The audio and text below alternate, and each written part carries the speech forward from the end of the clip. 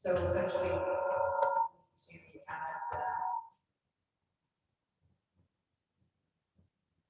we need to add something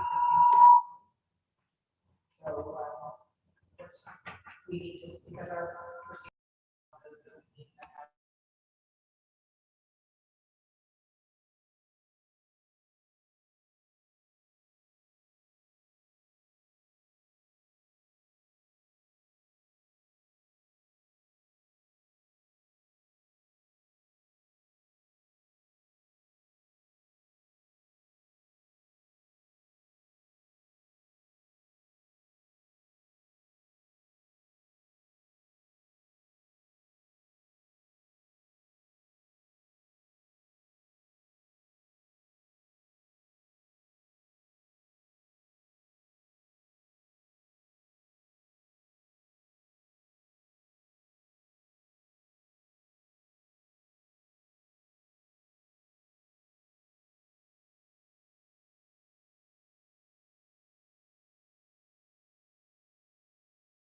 Oh, we're just getting the deputy mayor online and then I'll call the meeting to order.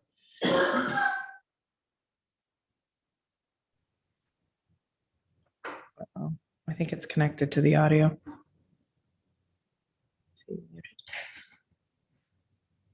If not, it's fine. Just need his video so we can see him. There we go. And we got him. Okay, so I'm going to call this meeting to order at 6:30. And any declaration of interest or general nature thereof, does anybody have an interest to declare at this point in time? Seeing none, we'll move forward. Councillor Maybe has passed along his regrets. He can't be in attendance this evening. And we will move to the first matter of business, which is O Canada. So I'll ask everybody to rise, please.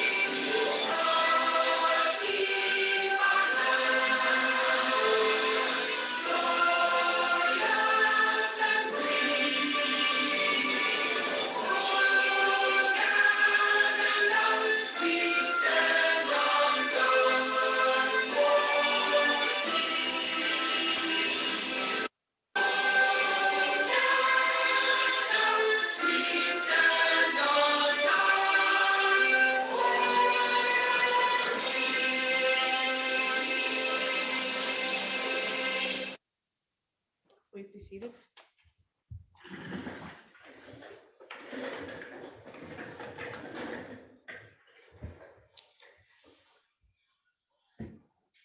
Thank you.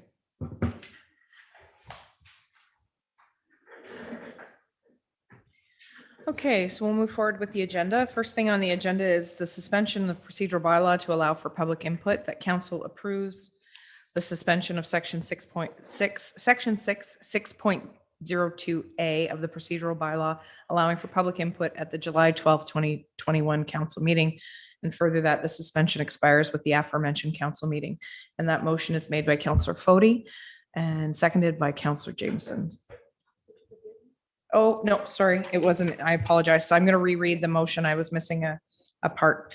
So the motion by Councillor Fody and seconded by Councillor Jameson is that council approves the suspension of section 6 6.02A of the procedural bylaw allowing for public input at the July 12, 2021 council meeting, and that council approves the suspension of section 3-3.01, the procedural bylaw allowing for an addition to the July 12, 2021 in-camera agenda, suspending the 48-hour notice provision, and that the suspensions expire at the aforementioned council meeting. So I apologize the first time I read it. Any discussion on this motion? Seeing none, I'll call the question. All those in favor, please signify. All those opposed, and the motion's carried.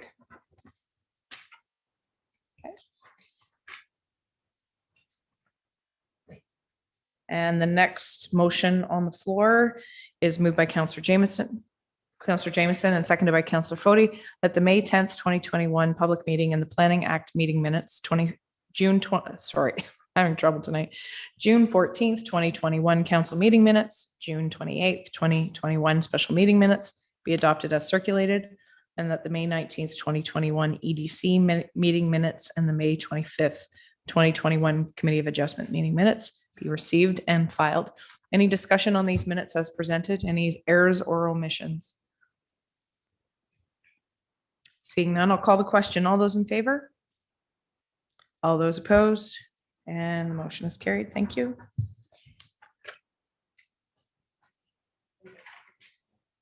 Okay, next on the agenda is information items. If there is any information items that anyone would like to have pulled for support, please indicate after I put the motion on the floor.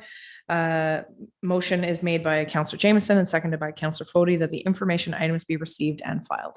Are there any specific information items you would like to pull and support, or are we good with moving forward with the information items as presented? Go ahead, Councillor Brown. SR 08221 finance report discussion. 082-21? Yeah. Okay. As well as briefly, the Shorelines Casino, very briefly. Town of Prescott capital gains tax, briefly. I think that's it. Thank you. Okay, so we're looking to remove 3 of those reports. Discuss them unless you want to endorse. Okay, got it. Sorry, Councillor Jameson, is there another one? I don't want to pull it. I just want to draw attention to the administrative mid-year update and congratulations to the staff. It's a tremendous body of work that was undertaken and complete. And considering the conditions, because we'll soon start to forget that everybody was on severe lockdown through this period. So I really appreciate the body of work that was undertaken, and congratulations to them. But we don't need to pull it. Okay. Any further items up for discussion? And if not, then I'll go to those specific ones that Councillor Grohl asked to discuss. Okay, so we'll move to SR 082-21, the finance report, June 30th financial results. What questions might you have, sir? Thank you. Through you, Your Worship. In the administrative report mid-year, it mentions that we received $132,000 in government grants. When I look at the reserve funds and so on, and I look at the way we go about allocating those funds during the budget process, it's not clear to me where the $130,000 grants came to the council. And when I look at the 2021 budget document, I see we have the Ontario Community Infrastructure Fund, Reserve Fund, and I would like clarity, or for further clarity, as we move into the next round of budgeting and so on. When we receive these grants, how are they channeled through us that we can see it in sort of real time, as opposed to months from now when we go ahead and revise a capital budget or something? And specifically, I could ask, I see through media that we received monies for a park improvement. That park improvement is in the capital budget to the tune of $75,000. So in real time, we don't know what is going on with spending. Only does that come up when we go through another planning. And this ties into when we get into discussing the procurement and who has authority over what monies. So what and how do these monies flow into the township and then flow through operating and capital budgets? Thank you. Actually, I'm going to ask, do you want to answer? Sorry, I'll let you out. I was thinking the treasurer needed to answer that, but that's okay. You can go ahead. Okay, go ahead.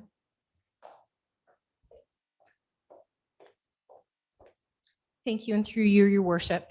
Actually, the $100,000 was recently awarded under the ICIP Community Revitalization, and I do believe a report will be forthcoming to council through the Director of Operations to award the tender to do that work, at which point we've had the conversation about the information or an update about how that measures against the reserves when that tender was going to be awarded. The majority of the balance of that funding, the other $32,000, was largely comprised of wage subsidies that we've obtained for students, which is reported in the weekly updates. So that figure reflects the grant applications that I have written to try to offset capital and operating costs. It's not the gas tax reserves or any of those other financial mechanisms that come through. I think just a very brief follow-up then. So in essence, the report has not yet come to council, and we would have at that time, we could discuss how that influences the operating and capital budgets.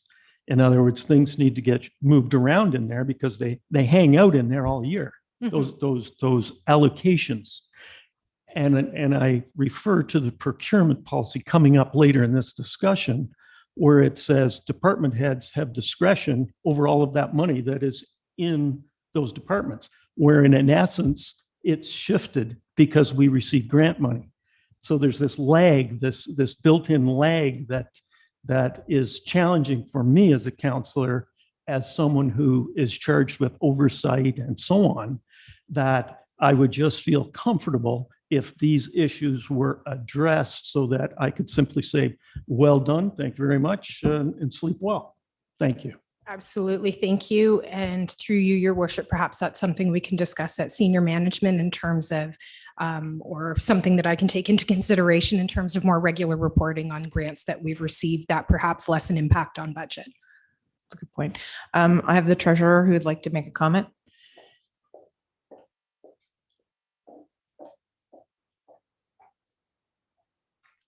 Through your worship. So just to clarify as well, the reserve fund schedule included in the June 30th results report shows, as I think I mentioned or tried to outline in the report, it does show the transfers we're doing from operating into the reserve funds. So we've budgeted per council. So 1/12, like every month, 1/12 of that budget does move over into the reserve fund. The money does not actually come out till we get to like year end and the projects are actually finished. So in terms of the funding that we got, that's actually going to replace some funding for the, I think it's a park project. I know Mr. Halliday is going to be bringing forward a project or a report where we're going to just outline either we won't draw that money at all from a reserve fund at all because we don't need it now, or he's going to identify other projects that he might think are reasonable to use that funding for. But the money doesn't come out of the reserve fund if we don't need it. So it's the same as like last year, we had a whole pile of projects we didn't actually do because of COVID. The money never comes out. Follow up? Just a very brief follow-up on that, Kate. The numbers as provided in this midterm report here are, the total municipal funds, they're enormous. But it's because, and I just want to be clear if I've got this right, it's because of 2.4 million that we had assigned into projects from those reserves, only about $58,000 has actually been accounted for so far. Does that sound right? That's why that number is so large. I mean, it's showing over 9 million. Right. So through your worship, and in fact, actually, not that 9 million includes about half the year's transfers have gone in. Nothing has come out yet for capital because not even that 58. I wait till the end of the year so I can just do like one closing entry to say, I'm going to capitalize that project into these assets, and that's the funding amount, and it comes out of the reserve fund in a lump sum. So yeah, that's why like the next report will look even better because we'll have like 3 more months of contributions in, nothing pulling out yet until the projects are actually done. Thank you for I that. actually, sorry, and I actually calculated like a very high level estimate of what I think we may end up at year end, again, assuming that all the projects are completed as budgeted, which doesn't tend to always happen exactly that way. But I think at year end, we'll be looking at about 6.8 million after we do all those transfers out. But that's just a high level estimate. Thank you very much. Much appreciated. Thank you very much.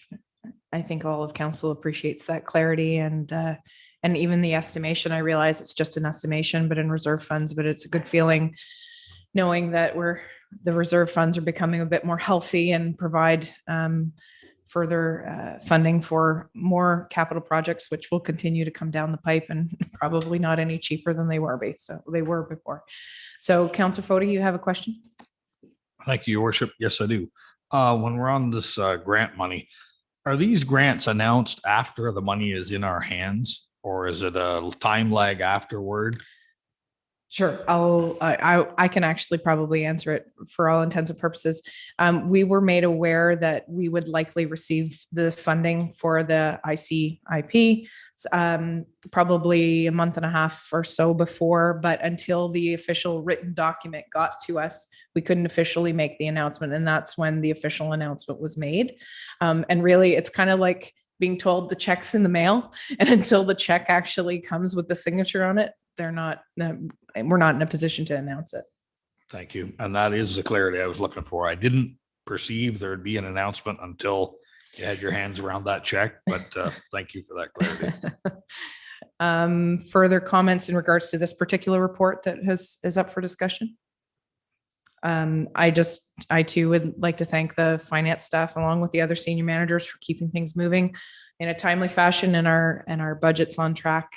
It looks like we're in reasonable shape for the year. And I know that's not an easy task. It's an ongoing task. So the next one that Councillor Grell would like to speak about is the Shorelines Casino municipal stakeholder information. Go ahead, Councillor Grell.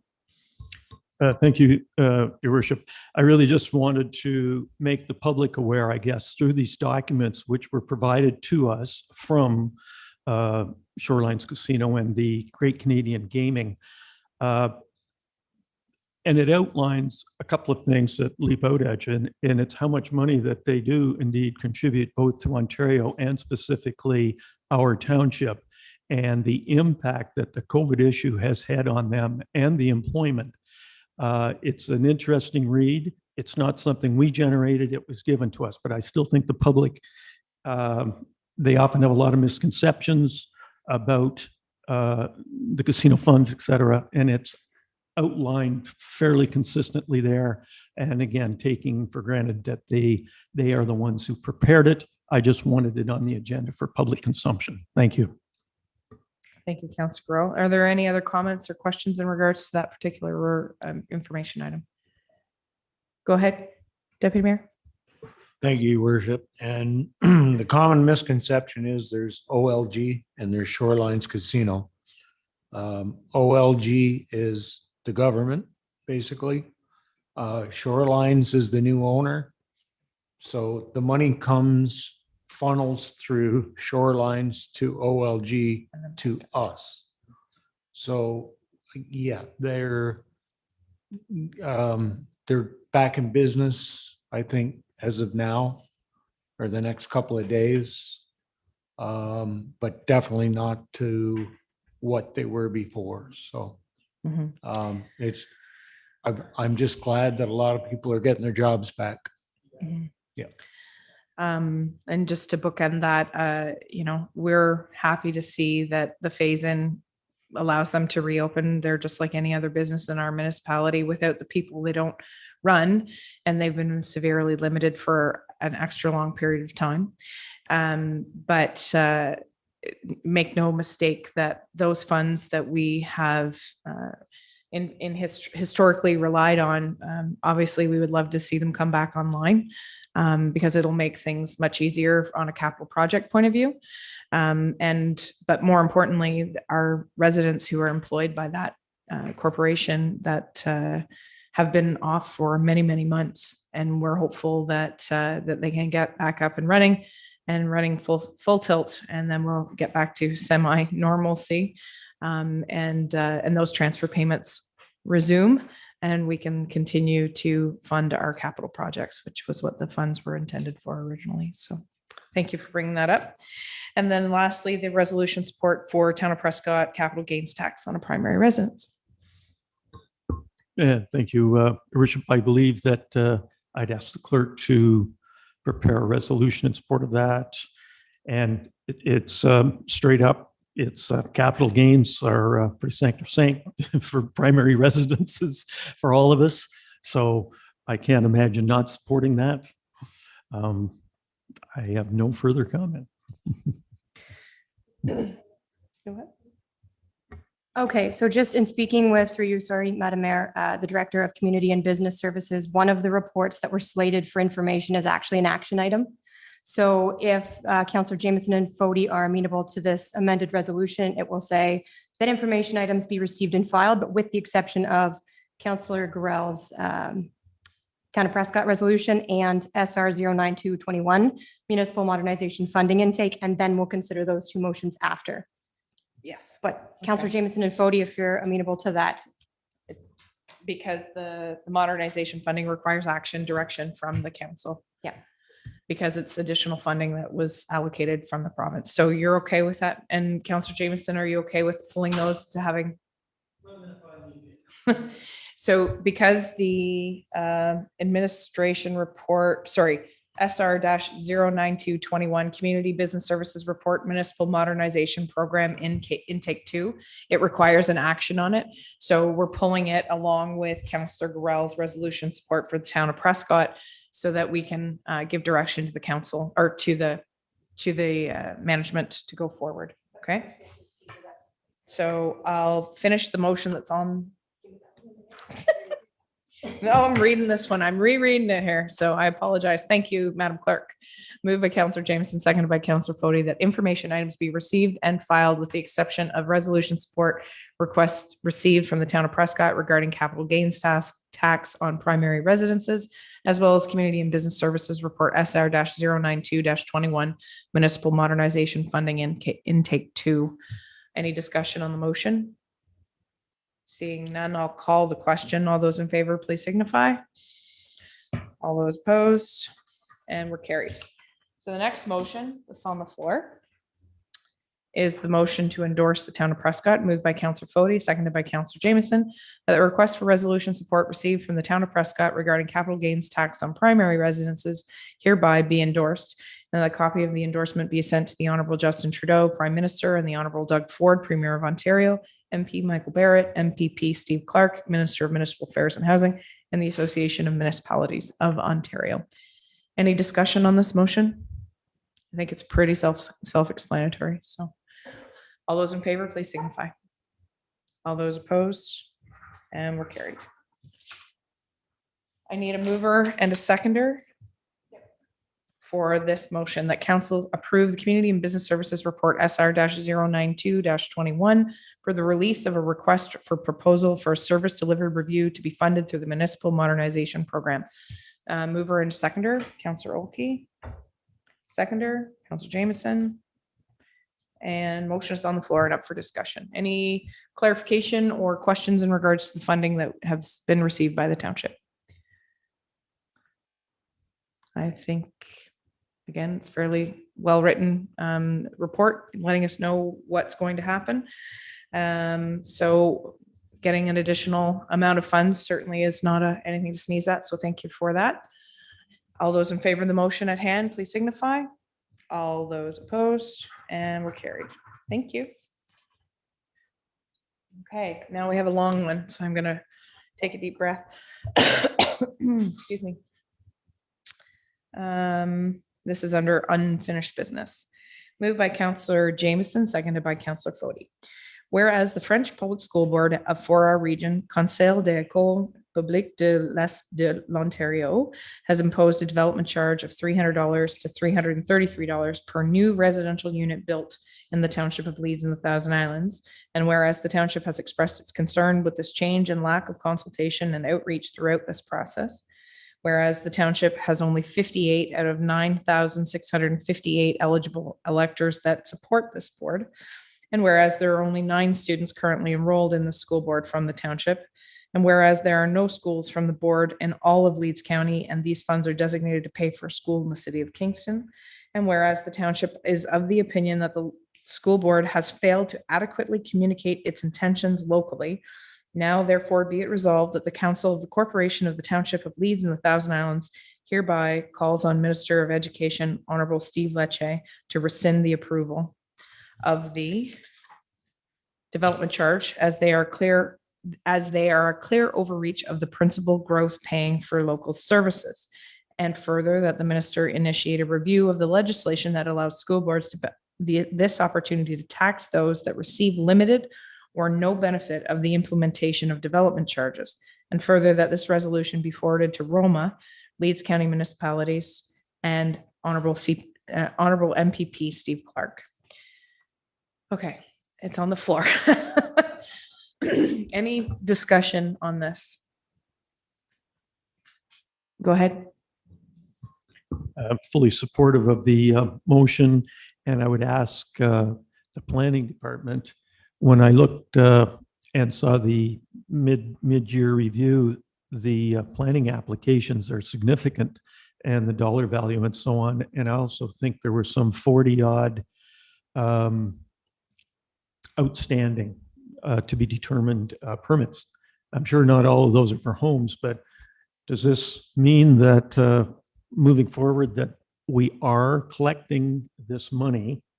And further to that, part 2 is later on this evening, we're being asked to roll up a development charge reserve fund.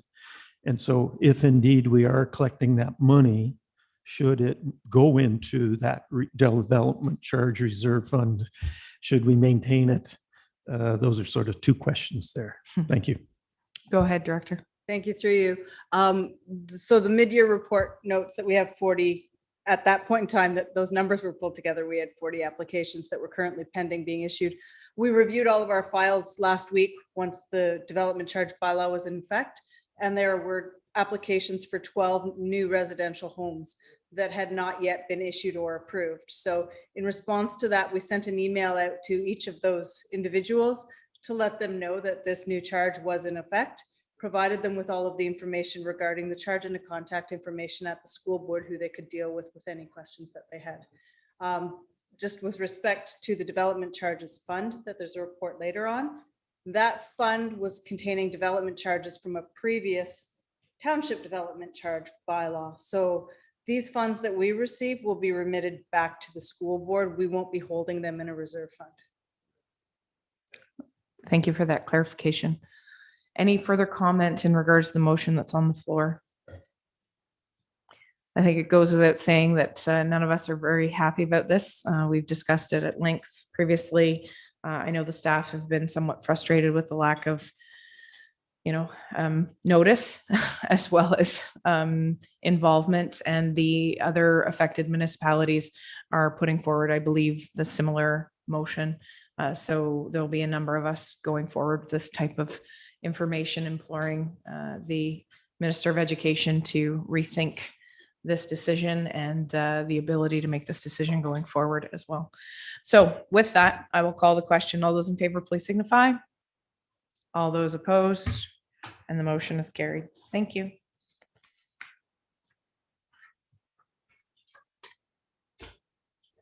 Okay, moving on to action items.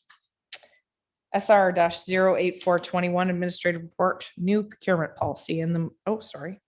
Yes, I'm in the right one. Sorry, I thought I didn't read the same way.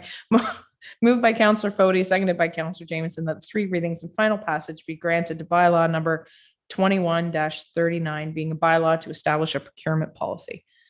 And we have no attendees. Okay. So I guess I apologize. I should have been looking at that earlier to see if there was anybody who wanted to ask questions, but there's nobody on the line, so that's fine.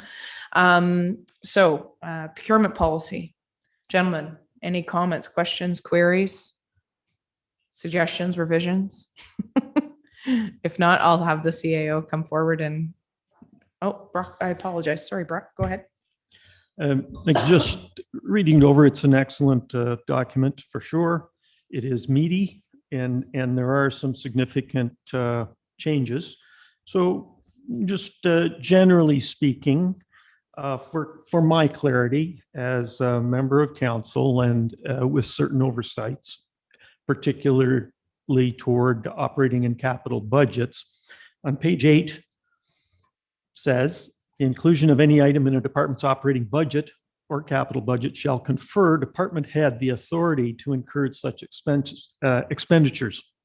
So on the surface, I understand, but getting back to our budgeting process, when we put monies, we allocate monies for certain things into certain reserve funds, but those reserve funds don't come with a department head attached to them necessarily.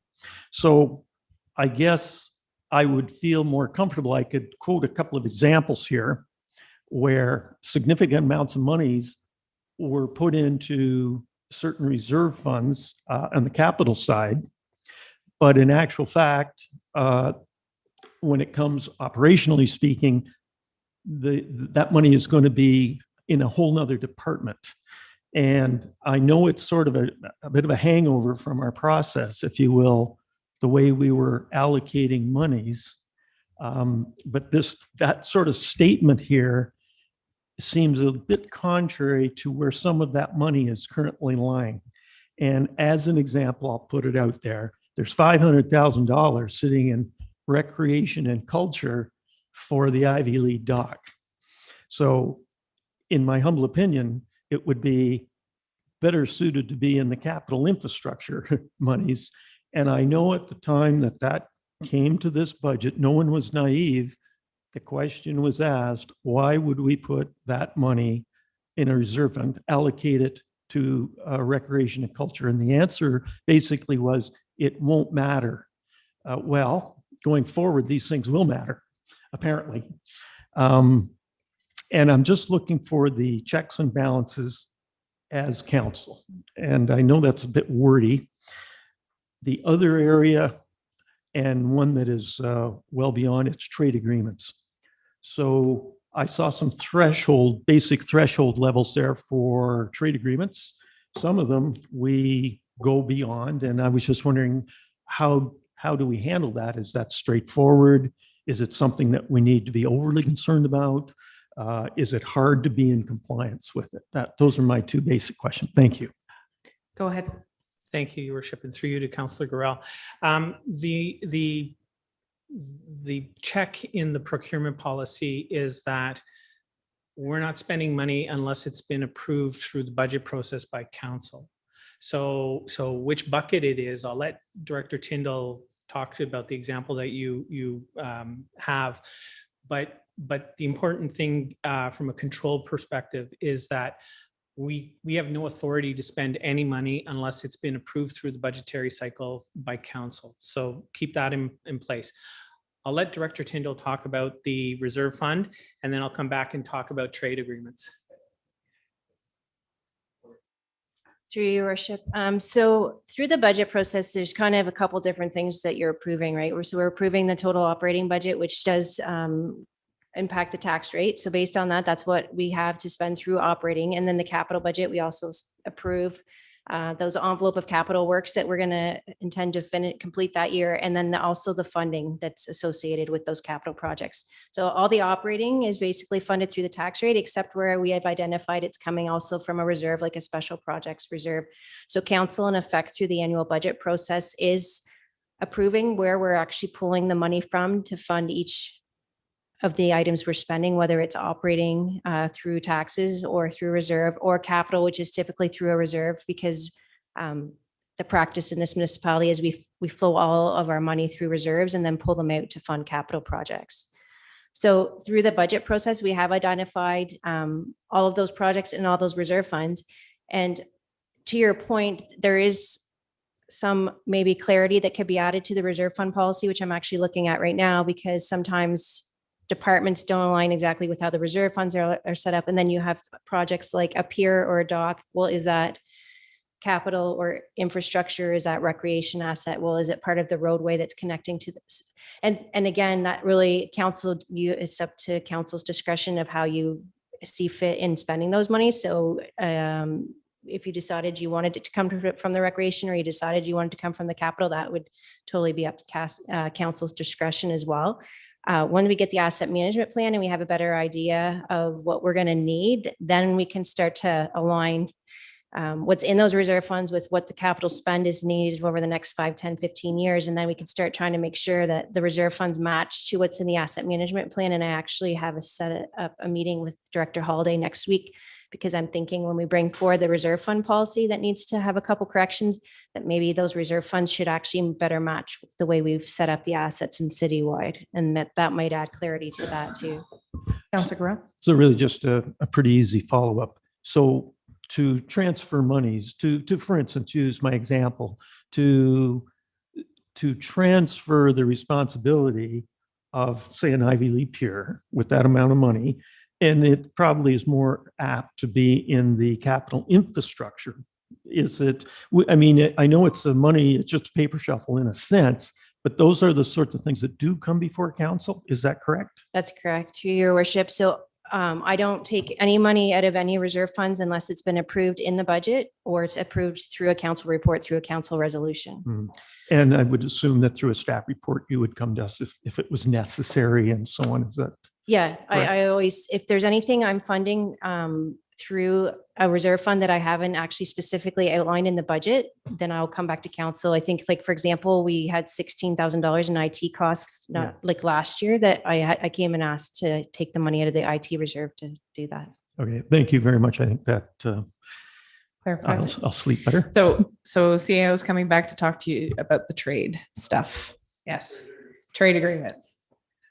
So trade agreements are near and dear to my heart. I had in my previous life with the federal government, I had involvement negotiating exclusions for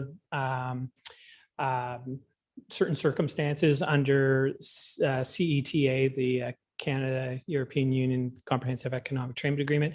And I also advised Industry Canada when it was negotiating and updating the domestic Canadian Free Trade Agreement. So each, the CFTA, the Canadian one, is actually based on the model set in the European Trade Agreement. So they're very similar. Both have dedicated sections to government procurements, and they spell out the rules, what's captured, what isn't, the thresholds where the trade agreements kick in.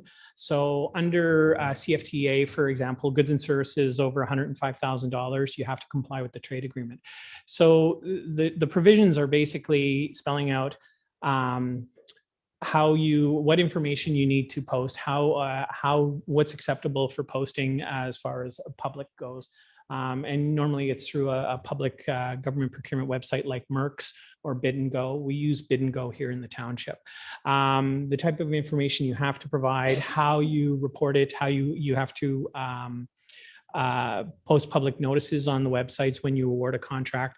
There's guidance on supplier debriefs for unsuccessful bidders. There's rules against trying to structure your procurement in ways to end run the trade agreement. So essentially trying to split requirements up. There's also requirements on what costs go in when you're determining the total value of your procurement. So it's not what you're spending in 1 year, it's what you're spending in the initial term of your contract plus any renewals that you have. You have to estimate it. So what might be a $90,000 contract, which would fall under their threshold for the trade agreement, if it has 3 one-year renewals afterwards, you have to count what you would estimate to spend on that, and you'd be subject to trade agreements. So there's no real mystery to them. They're basically just follow the requirements, and you're okay. One of the one of the things in the procurement policy that we've included, the proposed procurement policy, is that we can take advantage of buying groups through that are available either through the provincial government or through industry associations like AMO, where they've gone out and they've bought or they've lined up suppliers to provide a standard kind of goods or service. So they'll have conducted the procurement, they've complied with the trade agreements, and basically it's open to municipalities to issue call-ups under those agreements. So you're taking advantage, there's two things. You're taking advantage of increased purchasing power because one little township buying firefighter gloves, for instance, we may need 40 pairs of firemen's gloves or firefighters' gloves in the course of a year. A provincial association could place an order or could get pricing for thousands of pairs of gloves. So we would benefit from that purchasing power to be able to get those kind of prices, whereas our 40 gloves wouldn't. The other good thing about that is the buying association has taken on the risk of complying and running their procurement. So it is zero risk to us. We're issuing call-ups, and that's it. Under the master standing offer agreement is usually what they'll have. So we're not conducting a procurement, taking a risk that if we botch it, that we could get sued. So there's a monetary risk, there's a reputational risk, and if we fail to comply with the trade agreement for whatever reason, there are sanctions under the trade agreements for that as well. So it's basically a public naming and shaming as far as the if it'd be federal government would be that, and you don't want to go there. So. Steve, just a follow-up. Again, I find that quite interesting, frankly. And so let's say 1 Jesse Street. We had talked in terms of millions for that project. There's no getting around the dollar value. Therefore, do all of those suddenly fall under these trade compliance agreements in terms of who can bid on it? Is that? Yeah. So basically, you can't, if it's a trade agreement, if you need to comply with the trade agreement, you have to publicly advertise it. You can't structure your requirements to favor a local supplier. It has to be open. So in the case of construction, say, theoretically, a European construction firm could bid on a project here in the township. Economically, they probably wouldn't be competitive to run something this far, but maybe a firm in Western Canada could, or Eastern Canada. You can't create artificial barriers to favor local suppliers. Thank you very much for those explanations. Is there any other comments or questions in regards to the new procurement policy that's been proposed? Councillor Jameson? Just trying to review my notes from when we first came on council with the original procurement policy. I would just want to say I appreciated that some of the vagueness around moving money around internally has been very well addressed in this one. It is still of concern to me based on some of our past practice that I think staff has some work to do to make sure it all lines up as we move forward, particularly under the AMP when it finally comes down, because some of the terminology in that, I suspect, and I think that's what we heard earlier, is going to have to be adjusted slightly with respect to the reserves. But overall, this is a big, big leap in the right direction, and I appreciate it. Thank you. Thank you very much. Any further comments or questions? If I may, through you, Your Worship. Steve, while we're chatting, the non-competitive procurement, sole, single, and so on.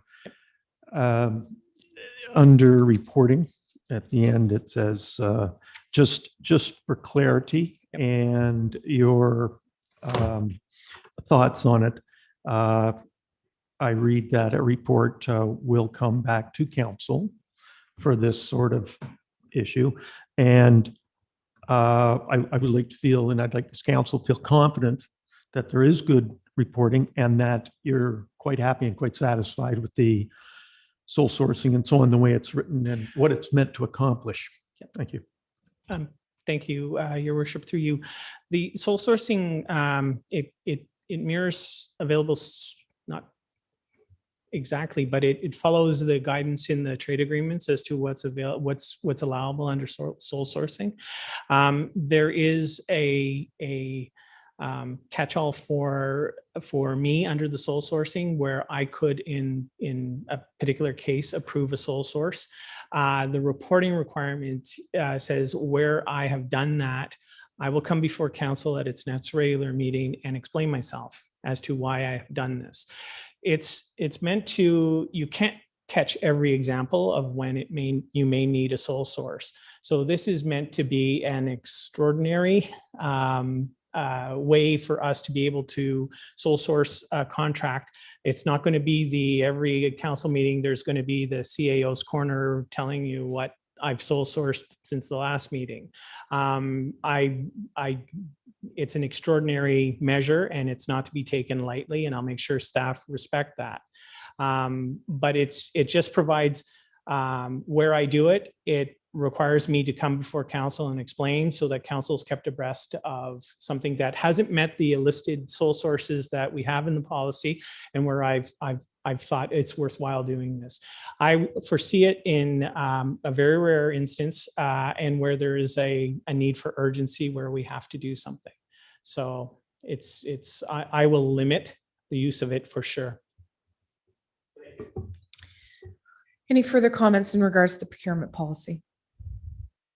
I will just add my comments similar to Councillor Jameson. I'm extremely pleased with this document, and I know that we had a number of questions early on in our term, and it's come a little bit full circle, and we appreciate the expertise, especially having a legal opinion on this without needing a legal opinion.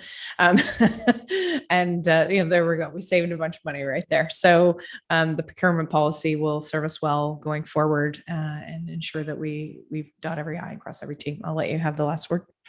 Thank you, Worship. I should have mentioned, I'd like to thank Deputy Treasurer Jessica Thane and Director Tyndall, who put together the initial draft of the policy and gave me the clay to work with. It was 90% there, and I just needed to put the 10% in, and I appreciate their efforts and their professionalism in this. Thank you. Thank you. It's good to hear. So I will call the question for the motion that is currently on the floor. All those in favor, please signify. All those opposed, and we're carried. Excellent. Next motion on the agenda is moved by Councillor Jameson, seconded by Councillor Foti, whereas the Government of Ontario has lodged a province-wide consultation on how to strengthen municipal codes of conduct to enhance accountability, municipal council members, and ensure the councillors and heads of council maintain a safe and respectful workplace and carry out their duties as elected officials ethically and responsibly. And whereas council supports the needs for a safe and respectful workplace and a review of the municipal codes of conduct, role of councillors, and the role of the integrity commissioner. Now, therefore, be it resolved that council hereby encourages the Government of Ontario to implement preparation exercises for councillors, heads of council, and staff respecting the role and relationship of both councillors and staff, and to balance code requirements to reflect the needs of smaller municipalities. That council supports continued participation in the government's process of improving the municipal codes of conduct and welcomes further opportunities to participate in this initiative. Discussion on the motion. Councillor Jameson, you want to make a statement about this? Just first, I'd like to thank council for the confidence in asking me to attend session and review the materials and so talk to members of the staff. It was certainly an eye-opening experience, but to the extent that it's remarkable just to observe in other municipalities how surprised they were that the behavior of one councillor could upend the work of a council that have ripple effects for some years. This goes on all over the place. So one of the things that was really, really strongly pushed along was the idea of training. It is fine to add more punitive measures and suspensions and fines, and all of these things probably have their place, but there is certainly a place for us to be better trained to be counselors. There's also a place for staff to be better trained, to have an understanding of what council does. So I certainly hope that the Ontario government pursues that general focus. One other comment about the internals, had the opportunity to talk to several members of council as well as staff who volunteered to chat with me. And I really appreciate how the general situation has evolved for the better after what we can only call a very rough situation. And so I appreciate the confidence staff has in the going forward opportunities, and the suggestions they had tended to be consensus around everybody needing to be better aware of their obligations, responsibilities, and how they should behave. So thank you very much for the opportunity. I appreciate it very much. Thank you. Any further comments or questions in regards to this? Go ahead, Councillor Foti. Thank you, Your Worship, through you to Councillor Jameson. When I was corresponding, I guess, with you yourself, was there any, you were talking about training, but on the penalty stage, is there any discussion whatsoever? Other municipalities have these rogue members of council. Is there any discussion on putting laws in place to prohibit people from running for council? It does come up. It's kind of one of those points where everybody gets really angry about the behaviors and wants to bar people from doing this, that, and the other thing. And I think what I heard from various people with a lot of experience was there'd be a lot of constitutional challenges if we tried to impose a ban on an individual running. At a certain point, we got to have faith in the folks that go to the ballot box. I think there's value that a lot of people raise the concept of recall legislation, and I think that's something that might have been triggered here. I know in my ward several years ago, had it been available to us. So there is a certain point where the folks in our neighborhoods, they step up, they vote, they decide, and any other sort of thing borders on prohibiting the democratic process, and that's constitutional. Okay, I guess where I was coming from with regards to ombudsman investigations, a particular individual runs afoul of the ombudsman and is sanctioned for that on more than one occasion. There should be a cutoff point where enough is enough. And I don't mean it just for that jurisdiction that the person is representing. I mean, they could move and then keep repeating this all over the province. Anyway, I'll leave it at that. Thank you. Thank you for the comments. Any further comments before I call the question? Seeing none, I'll let it go. All those in favor, please signify. All those opposed, and we're carried. Thank you again, Councillor Jameson, for stepping up and taking that role on for us. Next motion on the floor is moved by Deputy Mayor Lackeys, seconded by Councillor Olkey, that council approve the allocation of $6,418.22 from the Development Charges Reserve Fund to fund a portion of road repairs on Marble Rock, Thomas, Slack Roads, and close the Development Charges Reserve Fund. Discussion on this motion. Go ahead, Deputy Mayor. Thank you, Your Worship, and through you to the Director of Public Works.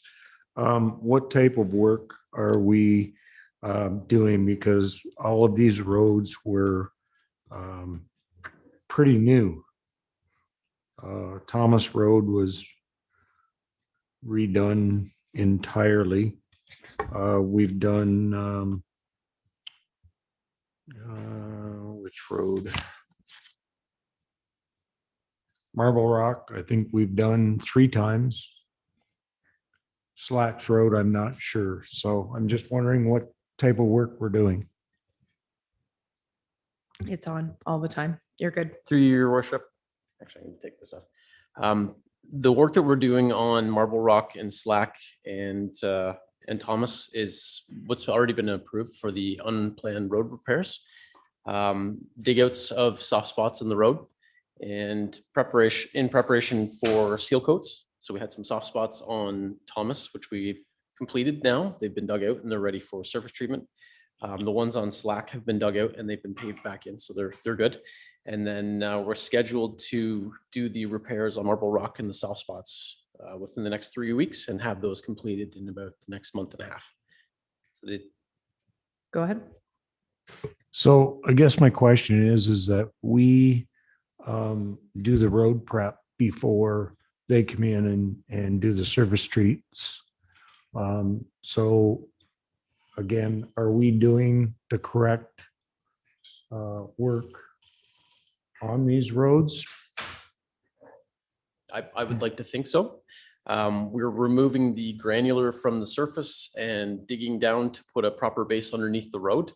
We're going to do some test holes and see how far down it is to bedrock. I feel what the issue is that there's a clay material between the surface of the road and the rock, which will never compact. And that's why we have these soft spots, as well as drainage challenges. So we're addressing all of those issues with these dig outs that we're completing and putting it back to a proper structure. Director, would it be, sorry to jump in. Sorry, did you have a follow-up, Deputy Mayor? No, I appreciate the fact that they've identified the problems and we can fix them for $6,400. I just, for my own clarification, I would say based on some of the conversations that we've had about these things, often it's the drainage more than anything that causes the bubble up because of the water, inability for the water to get away from the road. So, you know, as much as we can build the best road possible, but if we don't have the drainage that is corresponding to it, doesn't matter how well we build the road. Is that correct? That is correct. Okay. So that's just for my own clarity. So these bubble up spots, your description of the clay piece being in there, I understand that, even a non-roads person like myself. So you can't get clay to ever really dissipate its moisture. So that makes the road heave. Just one further clarification. So the report for the $6,400, it was already approved for $205,000 for all of the repairs of the roads. This is just a reallocation of funds from one account to put towards that $205,000. So it's just in addition to the 205 that's already there. I think that it. No. It's a reallocation. I see what you're saying. Instead of having 205 come out of the big capital infrastructure, just slightly less of 200,000 will come out of that. And then this will top it up. Got it. Okay. Thank you for that clarification. Any further comments? Go ahead, Councillor Jameson. Just to the extent that this year I've noticed, because I'm such an expert in roads, extra effort on the drainings. I'm thinking of Back Street, Turk Road, and La Rose Bay. Have I got that right? La Rose Bay Road, where we were in.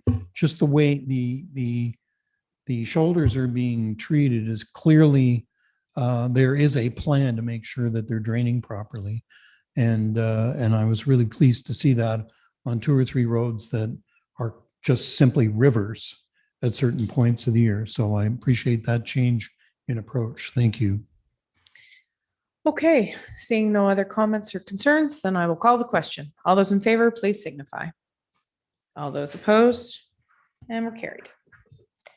Okay.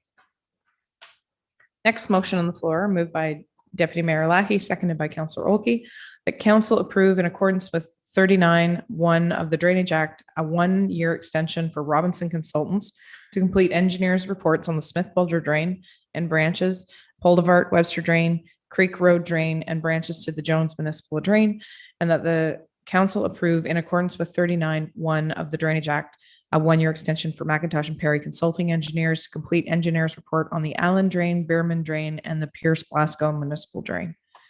Any further discussion on this motion?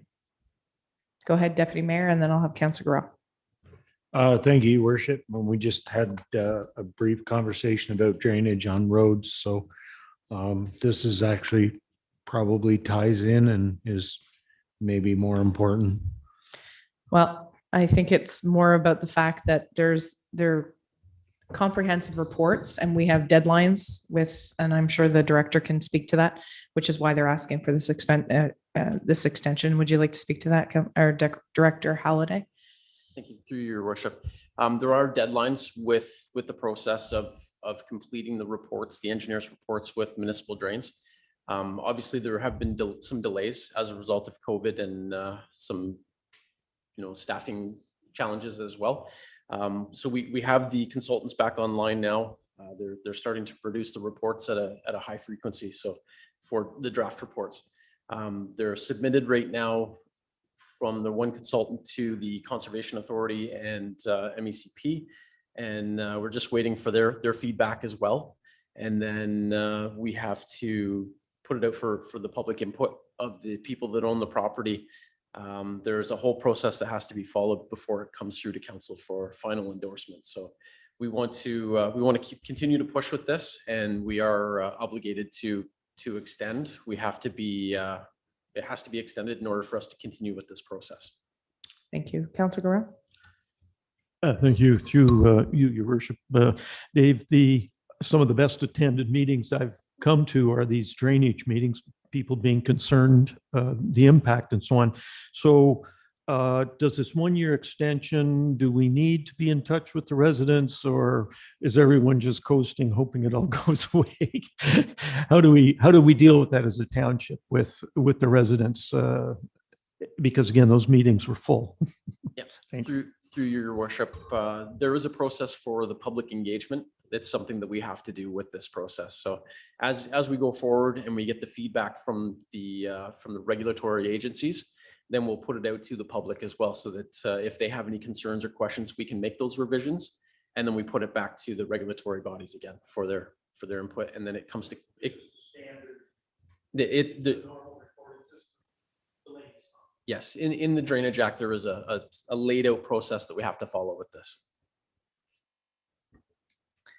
Thank you. Any further comments? Go ahead, Councillor Fody. Thank you, Your Worship, through you to our Director of Operations. Where is the Pierce Blasco municipal drain? I have to be honest with you. I do not know where the Pierce Blasco is. Personally, I do not know. I have a map that shows. I haven't seen that one specifically yet. Okay, I wasn't trying to put you on the spot, which I apparently did, but I'd like to think I know the municipality fairly well, but that was a new one to me. So I was just looking for clarity myself. Thank you. Any further comments or questions? The drain exists, therefore we have to produce the reports. Any other comments? Seeing none, I'll call the question. All those in favor? All those opposed? And we're carried. Thank you. Okay, moved by Deputy Mayor Lackey and seconded by Councillor Olkey that the council authorize staff to engage Tacoma engineers for the structural and heritage investigations at Springfield House and the Escott Hall in the amount of $7,377.60, inclusive of net HST. Discussion on this motion. Deputy Mayor. Thank you, Your Worship, and through you. I'm just wondering how many of these studies we're going to have on this particular property. I think we've probably already had 2, 3. I don't mind another one to put somebody's mind at ease, but I just don't want to waste any more money. Director, would you like to speak to that? Through Your Worship. At the previous meeting, when we had provided an update for the Springfield House, we had committed to council to providing a heritage study. Actually, I thought that it was going to be significantly more than what we've been quoted at. So I think we're getting value with this. The company that we've reached out to, the firm that we've reached out to, we're going to get good value for what we're going to get as a result. We've also completed the BCA studies for that as well. So we're going to marry all of that information together, what the BCA completed for us with the heritage and structural spin on it, which we didn't get from the BCA. So we should have a full encompassing report once we're completed with all of the information from both firms. And then we'll know at that point with a high level of certainty what level of investment we'd have to make in that facility.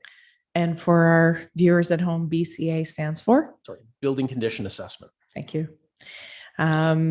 So building condition assessments have been conducted or either in process or have been done on all of our buildings across the municipality, correct? That is correct. So we are getting a comprehensive report here before we go into budgeting by the end of the year, I would say. We will start receiving reports as soon as this Wednesday.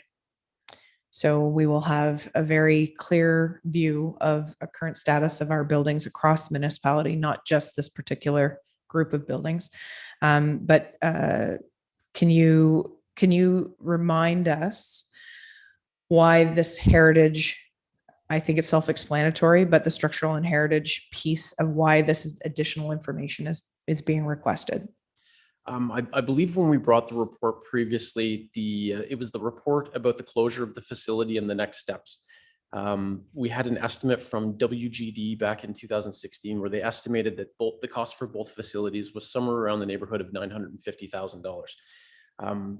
So at that point, it was Councillor Maybe with his experience who recommended that we include a heritage aspect of this, because we engage a firm for our building condition assessments who don't necessarily have that heritage. And anybody that has a heritage facility knows the zeros start to climb on the backside, not the front side of the dollar figures. So we wanted to make sure that we were including all of the costs for a heritage facility, not just a general facility. And that's why we've reached out to several firms, and they've provided the quotes for that. That's just the next step for us. So we will provide them with the BCA, who have provided their initial cost estimates, and then the Heritage Group will have a look at that and provide their expertise. Thank you. Councillor Oki? Thank you, Your Worship. And just as a general statement, I believe that $900,000 was the figure just to bring it up to the standard of public occupancy for a government building. Right. And I think that the heritage assessment gives it further clarity as to what might actually be required to bring a heritage facility up to code rather than a general facility based on the comments made. So I think that clarity is very important when it comes to making a commitment to the community if we were moving forward with the buildings and keeping the buildings or otherwise, because of the costs associated with it. We need to have a clear picture on that. Councillor Fody, you had your hand up. I did. Thank you, Your Worship. Through you, you may have, may have alluded to this a moment ago. What are you looking at for a time frame here for them to have this report back to you? The initial report from the BCA or the initial? No, report from Tacoma Engineers. I have not received a timeline from them yet. Okay. Because I haven't engaged them. The three firms, they just gave me a price. Everybody's busy. I reached out to 5 different firms and got 3 quotes. Okay. So everybody's busy, but I got the sense from Tacoma that it was something that they were going to be able to get at right away. Okay. Thank you. So it would likely be an answer before the end of the year. We would hope at that point. My hope is to come back with something in September, October at the latest. Fair enough. Okay, any further questions on this particular motion? Go ahead, Deputy Mayor. Sorry, Your Worship, through you. We actually had the property listed at one point, and we were going to take that money and put it towards 1 Jesse Street. So we've had lots of studies. We did heat studies. We've had energy studies on that building, which should be here in this building somewhere. Like I said, I just hate to waste more people's money. And as do I, of all the people, the money, the dollars and cents. Having said that, I will say that it was looked up by the clerk that a formal motion to dispose of the building, whether it was listed or not, was not adhered to or written up correctly. Is that correct, Madam Clerk? There was nothing on file directly disposing of that directing to dispose of that building. Not that I could find. So the challenge is that I appreciate that there's been lots of work done on it. We have to do things, ensure that they're done to the dotting the i's and crossing the t's. So I'm going to recognize Councillor Grell in here and then Councillor Oki. Through you, Your Worship, let's be clear why this came back on the table. It's because we were inundated with emails that said there were certain people in this township that wanted to preserve the damn building. And yes, I do agree that back in 2016, I read all of it and I've submitted it to all the counselors through email, the process. And everything, it would have been declared surplus. And that's what brought it forward. And that's what brought the people of the township. I received a whack of emails saying, hey, let's revisit it. They maybe should have been talking about it months ago or years ago, but that's why we're revisiting it. It was because the potential of declaring it surplus, and people were going, oh, we should revisit it. And that's all we're doing. And a working group was put together, as I understand. So that working group was advised that we needed to get some real cost estimates for reality check, because we were throwing numbers around of $1 million. Well, the fact is that if those concerned citizens, they need to have a reality check, as do we, as to what we're doing. It's not that we have said we are going to go ahead with anything. It's just that we are revisiting it to see if it is possible, if it's even conceivable that a working group can, along with a little help from this township, put Humpty Dumpty back together again. I don't know. It's a process here. That is in my recollection of everything that's gone on about Springfield House. And it was generated through public concern. Thank you. Councillor Oki. Thank you, Your Worship, and to follow up with Deputy Mayor, there was a line item in a budget, I believe it was 2016, that the thing was to be sold for $400,000. Somebody had made a decision to that level. I think it was anticipated, and this is where having the motions clearly worded, following, I believe, as far as declaring items surplus, CAO, can you speak to that? Because there was something about that. We just had that at council where we were talking about nominal things that were being declared surplus. I'm trying to remember the conversation on that. You know what I mean? Surplus assets. But under the Municipal Act, we have to follow a very specific process to dispose of assets, correct? Well, thank you, Your Worship, through you. We have a right as a legal entity to hold and dispose of our assets. We have a process for declaring lands surplus, and we're following that process.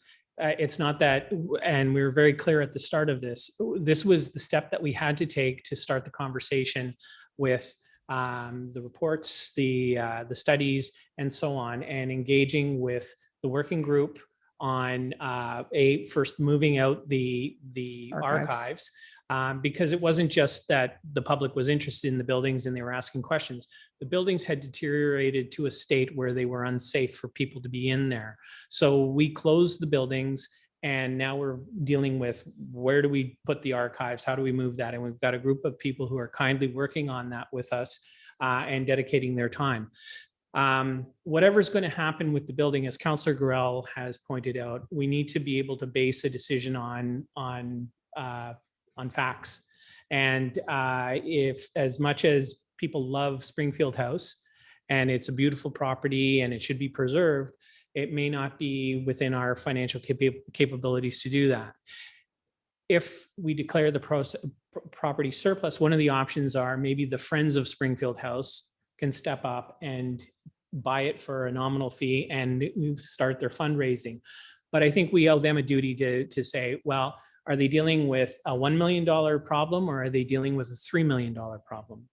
What we get, as has been discussed with the heritage study, is I'll look at a building and say, I can put a vinyl window on there for $1,000.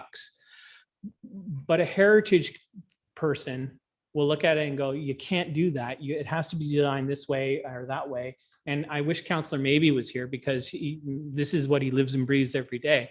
And I believe at the time, he said, take what you would do for a regular building, a conventional building. And when you're talking about heritage, you might want to consider tripling the costs. So what this study will provide us is information that when we can have an open discussion with council to say, is this something that we can do? Or is it something we can also talk to the Friends of Springfield House and bring them to the table and see if that's something that they can handle, or somewhere in between? Or if there's another buyer out there. There's lots of options, and we are just on this process on declaring it surplus. We may at the end of the day, council decide, as I said, nope, let's do it. We're not going to declare the surplus, but we need to deal with this building one way or the other, because I think it's a travesty if we allow something to be demolition by neglect. Fair enough.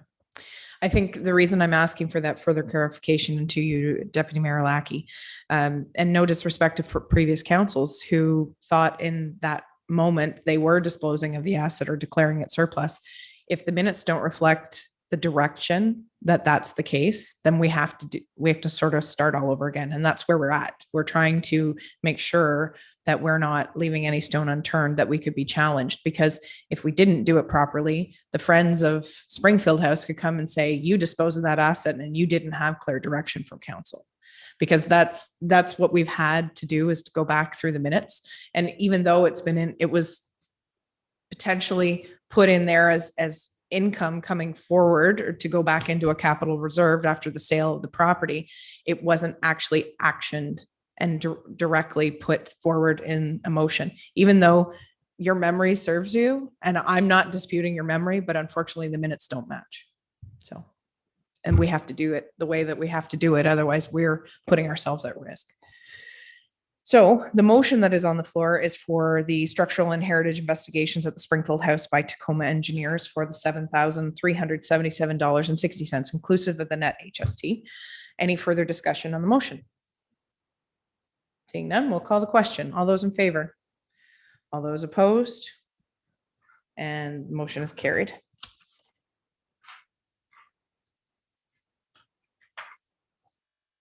Next motion on the floor is moved by Deputy Mayor Lackey, seconded by Councillor Olkey, that council approve the submission provided by Al White Landscaping and Excavating for the refurbishment of the Rockport boat ramp in the amount of $170,096.42 inclusive of net HST, to be funded from the Capital Infrastructure Reserve.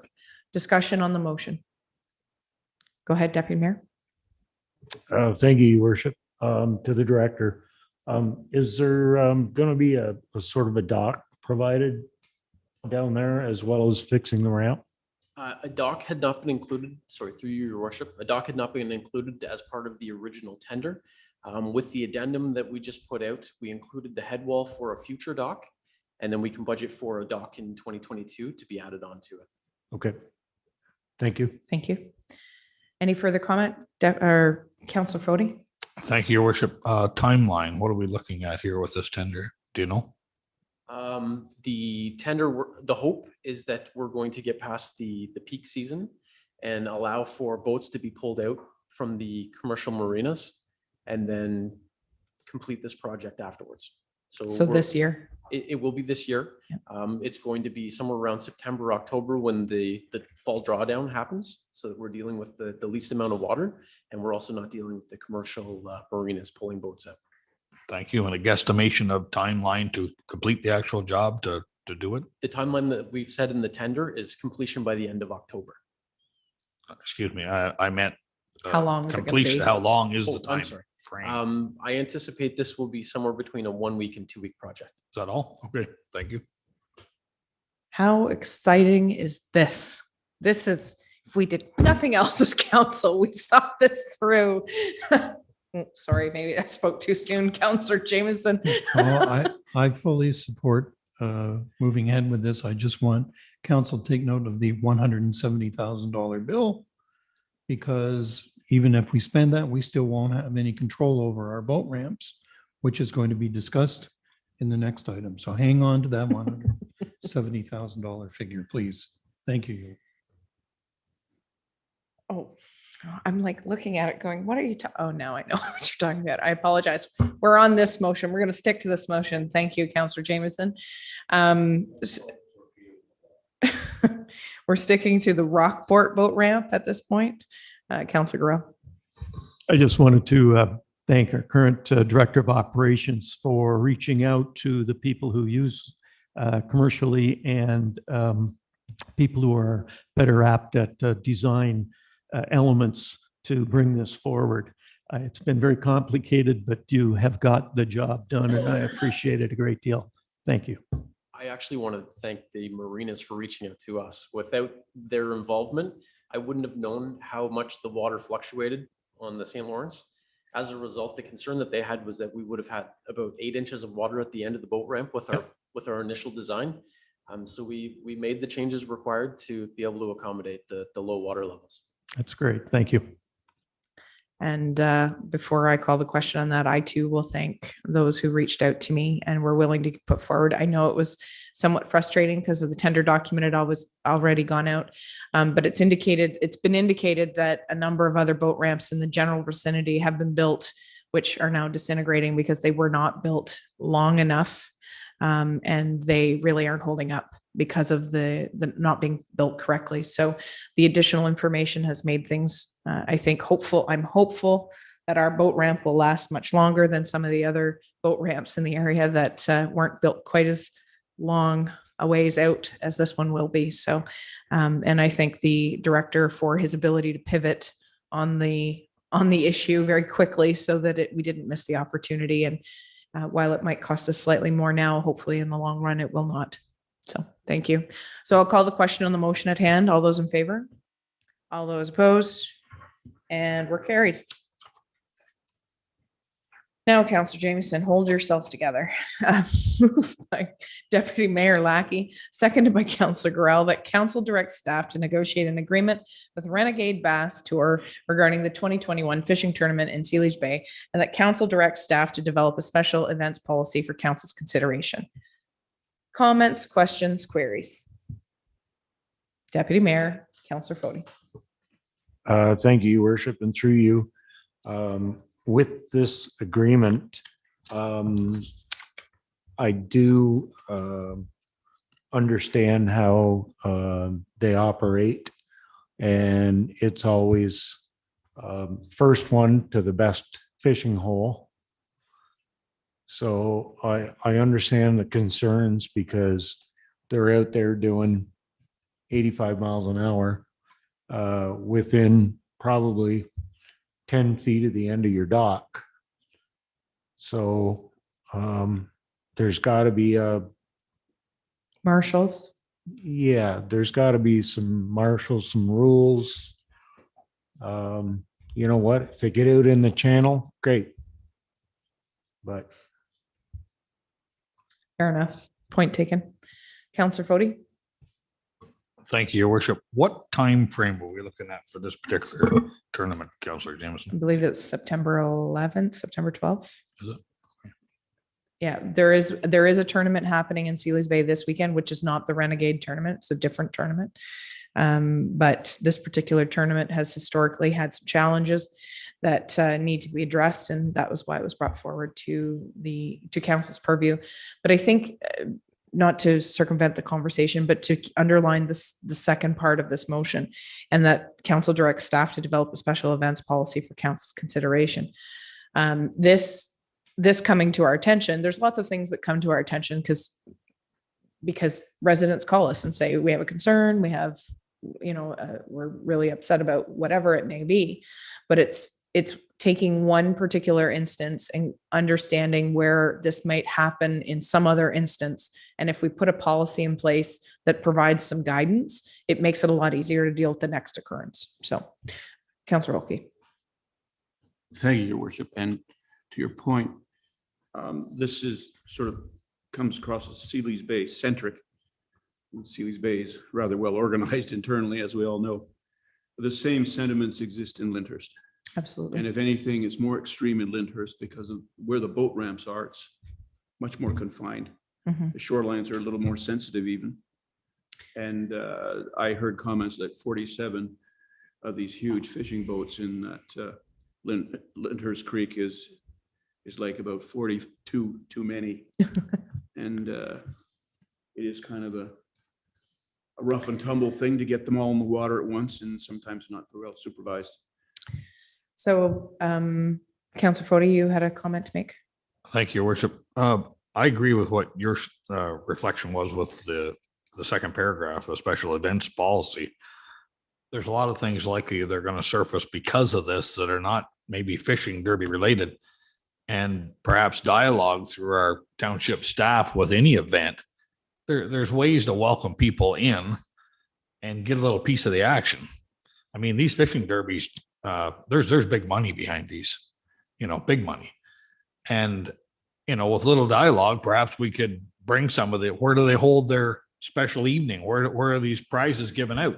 Do we need to pop up a tent and say, come on in, we'll help you make this happen?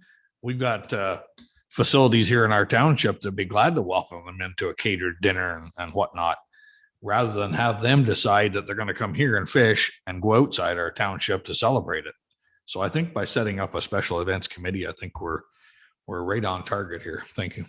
I'll recognize Councillor Jameson and back to you, Councillor Oakley. Well, I think first and foremost, when you look at the volume of craft going in there, particularly the renegade people or Maverick or whatever their name is, just do so without any respect for the community. I've shared photos. I've shared commentary from residents. We don't have a policy. So the first thing I want to say is that I really appreciate how quickly staff have developed a report that they brought to council and have committed to going forward with something for the entire township, whether it's Lyndhurst or Rockport or Ivy Lee or Sealy's Bay. We absolutely need to control the asset. My point about the $170,000 going into Rockport is how do we protect that asset from anybody that just wants to put a ton of boats in? The other thing is on the on-water point. Yes, Cranberry Lake turns into a wake festival. Docks are thrown onto the shore. The report does point out the bad feeling, the illegal parking, the damaged property, all the things that happen. I pointed out that to the constituents, and then some principle I understand with the renegade people tabled the idea that I was spreading lies and slandering them. I think the issue of the damage and the ill will and just the safety issue alone should be saying to us that this should not happen in such a small confined area in Sealy's Bay. It just should not happen there. So I want to let you know that whatever the first opportunity is to bring a notice of motion to council to simply shut that dock on September 11th and 12th. And I know we have potential liability on that. But my point is, do they not have liability for endangering the people in Sealy's Bay by just simply showing up because they feel like it? This is not something that we should let go without pushing back very hard. And while I appreciate the efforts of staff to make sure we don't step in a legal hole, I do not think we can move forward with allowing these things to happen. If there's a number that comes to my head and other people I talk to on the street in Sealy's Bay, it's probably 20 boats a day. That's 40 transactions a day, over and above the regular transactions of individuals. Right now, they just roll in, they don't pay anything, nothing happens. So we have a safety issue first and foremost. Yes, it's a financial issue. There has been no upsides.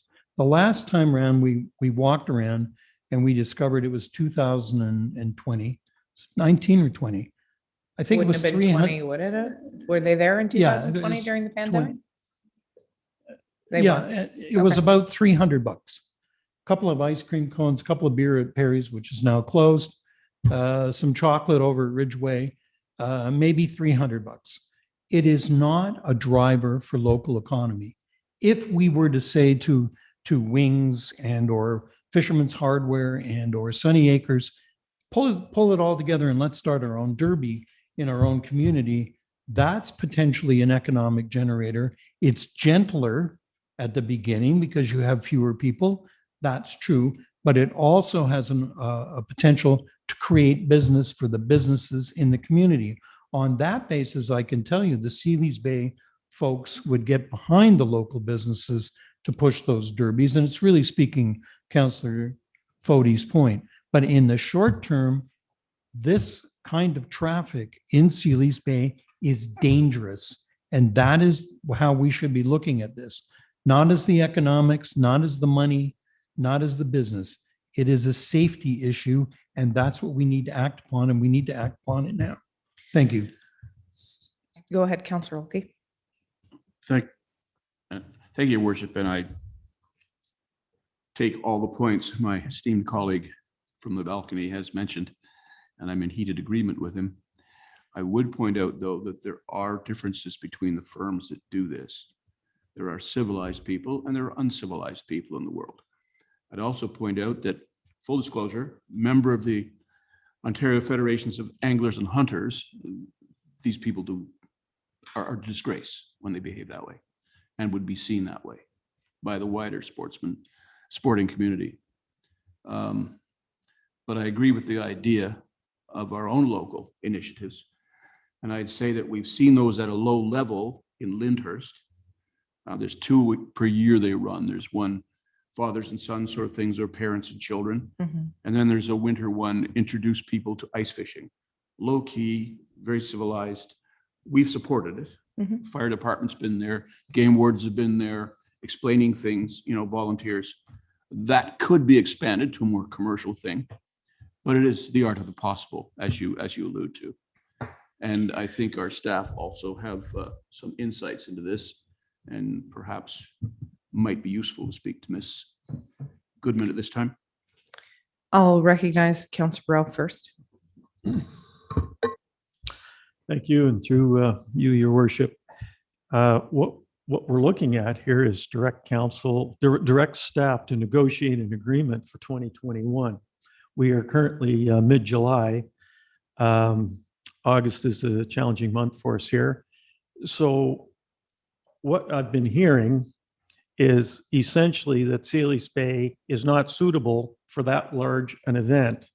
Parking requirements are quite substantial. They're putting in, I'm not 100% sure, I do know that Renegade's capable of putting in over 80 boats. I don't know what they've been putting into Sealy's Bay. It doesn't take a genius to understand that that is a major congestion. So getting back to our motion here, are we wanting to negotiate with them? Because that would involve such things as parking, potential revenue source, and I mean directly that, launch fees, call it whatever you want, a user fee for the day. It would require consulting with Sealy's Bay and letting them know that, hey, we've agreed in 2021 September to a special event, and it's going to be what it is, but we felt we had to. Is that where we're going? Because that's what it's saying. We're directing staff to negotiate. Is that really what we want to do here? And do we get to dictate the size of the thing, saying such items as you can put in 40 boats? I don't know. I'm just looking at this going, we're putting staff in a challenging position. We're not giving them enough direction given what I'm hearing here. We need to be either very firm and by firm, I mean set limits, set some financial Penalties. levels or penalties, whatever, fees. I mean, we're challenging staff here and we're not giving them any ammunition. Thank you. Okay. Can I just make a comment before I let you back in? And the reason I want to make a comment is there's a couple things. I was contacted by an individual who was disgruntled with the way that, they were being treated, meaning the Renegade group, that they were being targeted, what have you. Say what you will, past behavior is usually an indication of future behavior unless something major has changed. In speaking with Director Goodman, there was loosely agreed upon terms that we, to be honest, never really got down to an agreement point of view. But I think the irony, or the way I look at it, is I realize that you do have a point saying that this is a pretty broad stroke here, saying negotiate an agreement. the agreement could be anything and everything. But I think that my thought process is that if you're negotiating an agreement, that it's understood that if the terms of the agreement are not met, that there is a penalty, meaning they will not be allowed or welcome back into the municipality, or there will be fines according to such and such, or what have you. And I realize that the first sentence still gives staff a large berth to go ahead and do these things. Having said that, I appreciate that the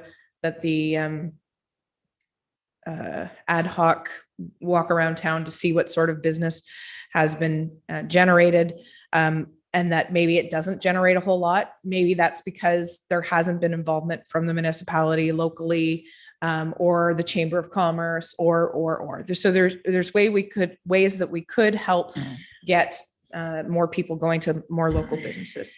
There are other things that we could do, but I think the thing that disturbs me most, is the safety piece. With, parking boat trailers willy-nilly, no direction. There's no marshals, whether on land or on water, that we're aware of at this point. The person who called me indicated that there were stiff penalties for people breaking rules of the tournament, whether it was speeding, overfishing, pre-fishing, all this sort of stuff. And yet I'm hearing something very different at this council table. So, and that is why we're having this discussion. So my point is that the special events policy, the second part of this motion, is just as important as the first part. But there is I guess, if you want to augment this motion to make it more clear as to what the expectation is of the agreement, we could do that. Our role is not to micromanage the staff. We're asking the staff to work on our behalf to ensure liability issues are covered, whether that be people, garbage, bathrooms, what have you, as well as monetary penalties if necessary. But if we go to change this motion that is currently on the floor to be more specific, I just don't want us to get too far down into the weeds about exactly what that agreement looks like, because we're supposed to be here at a higher level. So I'll let the CAO speak, sorry, and then I'll go back to you, Councillor Jameson. Your worship, I need to provide council some legal advice, and I'd like to do it in camera. Well, we have the motion on the floor to amend the suspend the rules, so we have the ability to add it to the in-camera. So would you like to suspend this motion and bring it back after we are provided with the advice in camera? Yeah, I need a mover to. Is it suspend it? No, it would be a motion to table that until sorry. we Thank come you. out of in camera, and then we can dispose of it. Okay, so Councillor Oki. And a seconder, Deputy Mayor Lackey. So you're speaking to the motion to table? Go ahead. I'm just to play devil's advocate. We have no control over the waterways. All we have control of is our property. Correct. So the motion on the floor is to table. We will be I'll let you speak to that, Councillor Jameson, and then we'll have a discussion in camera, provided that this motion gets tabled. Go ahead. I only want to say that we don't have to the deputy mayor, through your worship, we don't have control. We don't. They can do whatever the heck they want with our ramps. This is the issue. And this creates the safety problem.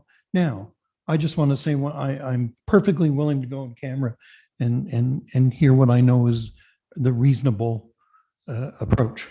But I'm not being reasonable because I'm worried about the safety of my friends and my neighbors and my family. Fair enough. That is the bottom line for me. I'm not against fishing and hunting. I go down on my dock all the time with my line and feed the fish with my worms, never catch anything. I'm all for it, but this is not about that. This is about public safety. Thank you. Fair enough. So the motion on the table is to table the motion. All those in favor of tabling the motion? To table the motion, and then we'll be discussing it on the way back after in camera. So you're in favor? Anybody opposed to tabling the motion? Nope. Okay. Motion is tabled. Thank you. Okay. Motion is tabled. So we'll move forward. we're getting close to what time here? 8:07, maybe. How many more motions do I have before we go in? Okay, so if with the will of council, we'll finish these ones up and then we'll take a break before we go in camera, if that's okay, if everybody can hold on for a little bit. Moved by Councillor Oki, seconded by Councillor Grell, that council approves the Economic Development Committee terms of reference as presented. Any discussion on this motion? Councillor Jameson. Just to say, it's a very good draft. I think they've come a long way on finding their way. I have suggested that maybe we drop the moniker economic development. It still means nothing to me. I think it's a community building committee. I think it takes in, its scope has always been broader than whatever economic development means today. But that's hardly an important point, but I do appreciate the work was done. Thank you. I think that actually it's an interesting comment because we've had some recent conversations in regards to the peer committee and what they do and what they bring to the table. And really it's community building. So we have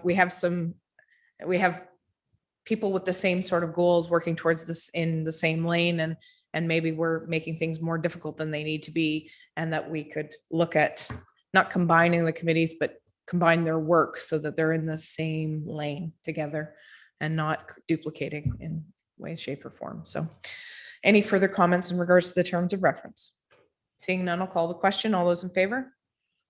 All those opposed? And we're carried.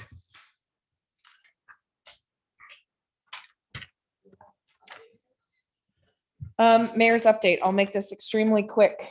Today, I was very pleased to welcome CAO Ray Callery from the counties, came here to meet with myself about a couple of issues along with some of our staff, who I know provided him with some excellent advice as far as what they'd like to see as far as changes and involvement at the county level. I'm very hopeful that with the new CAO that we will see a bit of a fresh take.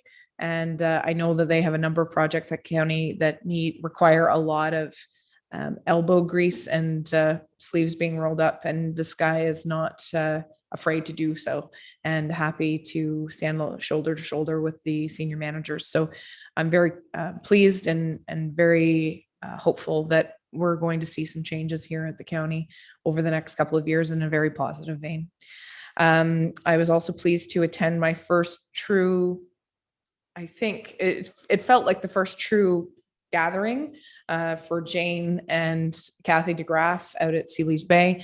I was invited to present them with volunteer appreciation plaques and prints for their tireless work that they've done for the community, not to mention the fact of allowing a community trail to cross their property, which is a gift that we'll continue to give for many months and years to come. And we're fortunate benefactors of that. I was pleased to hear stories about Mr. DeGraff, who I hold dear to the heart, and the ice storm of 98, and how he literally went to every door in Sealy's Bay to ensure that people had power or fuel or what they needed to get through. So that to me says a lot about the character of him and his family that continue to do that good work. Happy that we are moving through the phases and that the vaccination is making things somewhat easier to move around. We're seeing businesses start to open more freely, and new businesses at that. So we have Cones and Cravings, which have been open in Sealy's Bay for a bit, as well as a new hardware store. But we also have the Tipsy Goat, who's opened their doors here in town. It's really encouraging to see new business evolve and be created despite the pandemic.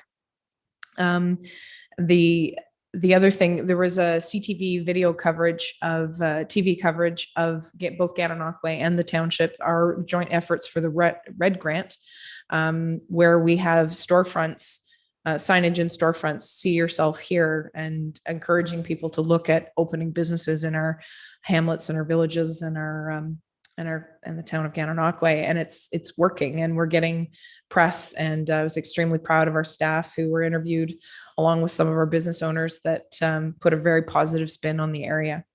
And lastly, I just wanted to go a little bit further with the 6-month review that the CAO provided. I know that it's been a long time coming, but now that we have our senior management team completed and working tirelessly, and I can't thank them enough for their efforts. I know that we're running short-staffed in certain departments. I know that we have a number of projects we're trying to complete before the end of the year. It seems like a race all the time.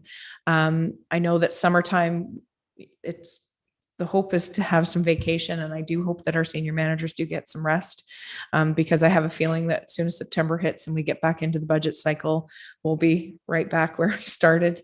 But I appreciate their effort, and being here most days, seeing the work that's being done is very encouraging. And just know that the staff at all levels, senior management and otherwise, are working in the best interest of township and the residents. And I appreciate that. Thank you. And that's all I have to say for this evening on the mayor's announcement. Are there any announcements? Seeing none. Right. I need a mover and a seconder that council approves the extension of the July 12th, 2021 council meeting by 1/2 hour per section 5-5.01 of the procedural bylaw. Can I have a mover and a seconder? Okay. Deputy Mayor Lackey. All those in favor of the extension? All those opposed? And we're carried. Thank you. So that just gives us permission if we need to. And then we're going to adjourn into motion by Councillor Oakley, seconded by Deputy Mayor Lackey, that council adjourn to form an in-camera session to consider a proposed or pending acquisition or disposition of land by the municipality and litigation or potential litigation, including matters before administrative tribunals affecting the municipality. I believe that fits underneath that moniker as well. All those in favor of the motion to go in camera? All those opposed? And we're carried. So we're going